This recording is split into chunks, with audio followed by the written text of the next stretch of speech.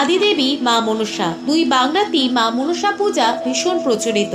সর্পের দেবী হিসেবে পরিচিত মা মনসার পূজা করলে সর্পভীতি তো দূর হয়, এর সাথে সাথে মায়ের কৃপাও লাভ হয়।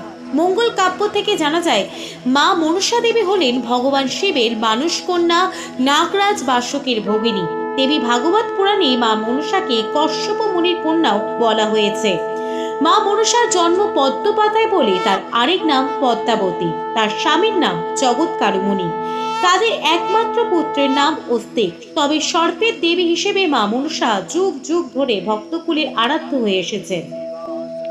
এবার জেনে নেওয়া যাক মা মনসা দেবীর পূজা পদ্ধতি, পূজার উপকরণ ও বিশুদ্ধ মন্ত্র।